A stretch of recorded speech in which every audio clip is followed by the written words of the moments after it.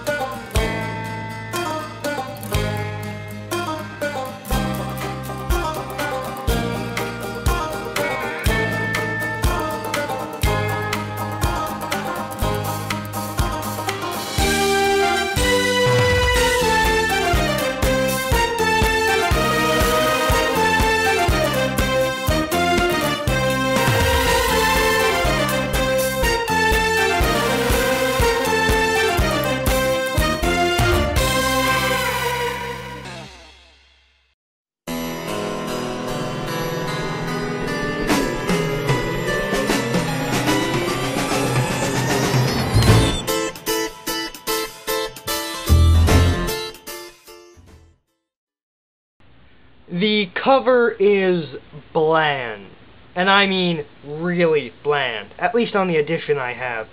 Basically, you have a sky backdrop with Douglas Adams' name in neon lights, and under a plaque saying, Dirk Gently's Holistic Detective Agency. And that's about it. I honestly expected more from Douglas Adams, but I'll give him a pass on this one. I'm sure the book can't be that bad. 4 billion years in the Earth's past, a group of aliens attempt to populate the Earth. However, a mistake caused by their engineer, who used an electric monk to irrationally believe that a proposed fix would work, causes their landing craft to explode, killing them and generating the spark of energy needed to start life on Earth. The ghost of the engineer roams the Earth, waiting to undo his mistake, watching human life develop, and eventually waiting to find a soul it can possess. The ghost finds that it can only possess individuals that fundamentally want to do the same task it is trying to accomplish itself. Otherwise, it will only be able to influence the individual in very subtle ways. In the early 19th century, the ghost discovers Samuel Taylor Coleridge. Although we appear to be in our reality, we are in fact in a parallel universe in which Coleridge's laudanum-infueled dreaming of Kubla Khan has not been disturbed by the man from Porlock. The ghost influences the writer to inspire Kubla Khan and the rhyme of the Ancient Mariner to describe the accident, the evolution of life on Earth, and how to correct the problem that destroyed the landing craft in the distant past. The ghost begins seeking out someone whose hardship can be influenced by Coleridge's work when it becomes apparent to him that Coleridge is too relaxed on laudanum to be useful to him. It is later discovered that Professor Urban Reg Chronotis at St. Sed's possesses a time machine disguised as his quarters. Yeah, let me explain this now. Chronotis is the result of a Doctor Who script that Douglas Adams made back in the Tom Baker era, more specifically the unreleased episode Shada, which was eventually finished with Paul McGann and John Leeson.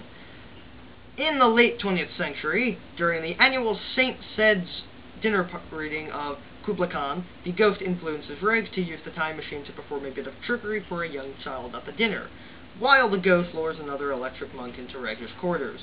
Upon returning to the present, the ghost finds the monk unusable for its purposes. The monk then goes off to kill WayForward Technologies 2's CEO, Gordon Way, due to a misunderstanding. Yeah, that's not going to hold up in court. The ghost later tries to influence Richard Macduff, a former student of Reg and current employee of Gordon Way, who was also at the Coleridge reading. Richard finds himself breaking into the apartment of Susan Way, his girlfriend, and Gordon's sister to erase an answering machine message. His actions lead the police to consider Richard a suspect in the murder of Gordon. Richard discusses this with his former colleague's friend Dirk Gently, who claims to be a holistic detective, believing in the fundamental interconnectedness of all things. Hold on. Let me check that. 47 pages until we met the title character. Douglas Adams? What the fuck? Currently on the case of a missing cat, Dirk examines Richard and finds him to have been in a hypnotic-like state and determines that he was temporarily possessed. which is true, but kind of unlikely. Richard recounts the events from the Coleridge reading, including Regg's trick. Dirk, after consulting with the child, concludes that the only way the trick was possible was with a time machine. The two approach Reg, who admits to this fact. Meanwhile, the ghost has found Michael Wenton Weeks, a recently fired editor of an arts magazine. Through subtle influences, the ghost makes Michael read Coleridge's works and convinces him to kill Albert Ross, the editor who replaced him. Both now have sought to erase those who supplant them, and the ghost is fully able to possess Michael's body. The ghost in Michael's body arrives at Reg's quarters while Dirk and Richard are there and demand Reg use his time machine to return to the period of the alien's crash. They travel back, and ghost-possessed Michael, using a makeshift environmental suit, sets up to repair the damage to the alien's craft. While they watch, Richard receives a call from Susan from the 20th century on Reg's phone, a quirk of the time machine due to the phone company. 900 years of phone box travel, it's the only thing left that surprised me.